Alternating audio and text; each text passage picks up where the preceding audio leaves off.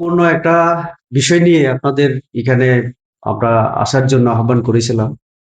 সেটা হচ্ছে আপনারা জানেন যে আমাদের TTAADC তে 2021 সালে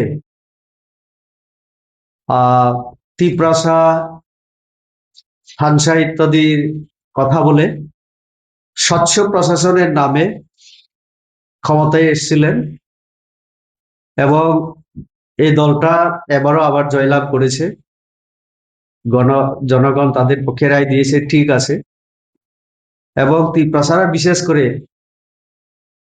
আশা নিয়েই তাদেরকে আবার হয়তোবা দ্বিতীয়বার ক্ষমতায় বসিয়েছেন।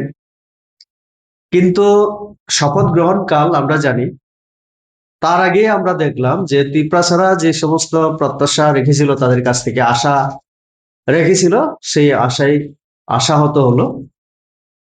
রিসেন্টলি, বিশেষ করে গত 10 তারিখ মার্চ মাসে আমরা একটা 120 জনের অবৈধভাবে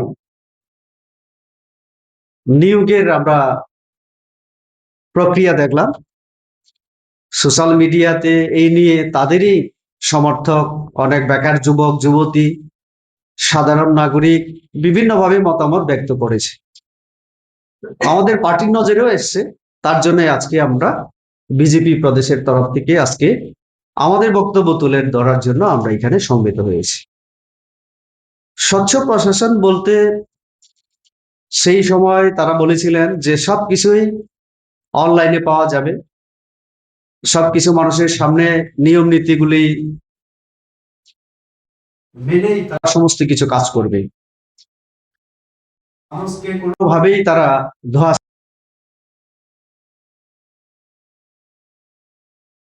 জন গ্রুপ সি, গ্রুপ ডি যে নিয়োগ আমরা দেখলাম, সেটা সম্পূর্ণভাবে ইলেকশন চলাকালীন সময় সেটা করা হয়েছে। এবং কোনো কোনো অফারে আমরা দেখেছি যে আগামী 12 তারিখ যাতে জয়েনিং করে। কেউ কেউ আবার জয়েনিং করেছেন ইতিমধ্যেই, আমাদের কাছে খবর, সবটা আপনারা যাচাই করলে দেখবেন। তো আমাদের কথা হচ্ছে, একটা নিয়োগ প্রক্রিয়া যখন হয়, বিজ্ঞাপন দিতে হয়।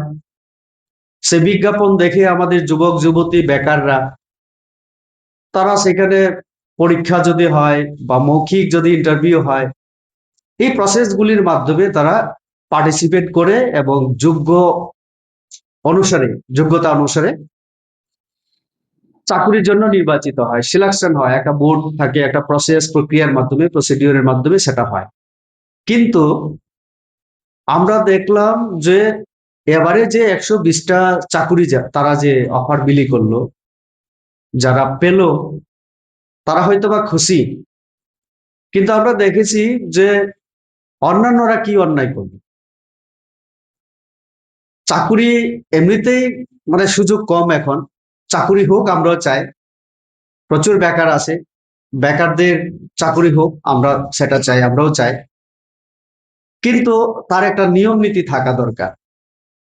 আমরা যতটুকু জানি এডিসির রিক্রুটমেন্ট রুলস নেই, এবং একটা তারপরেও যেটা বিগত বছরগুলিতে এর আগে সরকারগুলি যেভাবে তারা নিয়োগ করত, অন্তত অর্থ দপ্তরের একটা অনুমোদন দরকার হয়। কারণ বেতন ভাতা দিতে হবে, রিটায়ারমেন্টের পরে অবসরের ভাতা দিতে হয়। তো এই জন্য অর্থ দপ্তরের একটা পারমিশন তাদের নিতে হয়। আমরা এবারে দেখলাম এটাকে সম্পূর্ণ উপেক্ষা করে, মানুষকে সম্পূর্ণ অন্ধকারে রেখে, মানে অ্যাডভার্টাইজমেন্ট যেখানে হয়নি, বিজ্ঞাপন যেখানে হয়নি, তো মানুষের জানার কথাই ছিল না। সম্পূর্ণ স্বজন পোষণ এবং দুর্নীতির মাধ্যমে, বেআইনির মাধ্যমে এটা নিয়োগ হয়েছে। আমরা ইতিমধ্যে সোশ্যাল মিডিয়াতে দেখেছি, আমাদের প্রদ্যোৎ বাবু ওনার মতামত ব্যক্ত করেছেন, আরো অনেকেই করেছেন। তার মানে এটাই প্রমাণ করে যে এই যে নিয়োগটা এটা বেআইনি ভাবে হয়েছে, এবং এই যে চাকরি দেওয়া হলো এটা দুর্নীতির মাধ্যমে হয়েছে। আমরা শুনে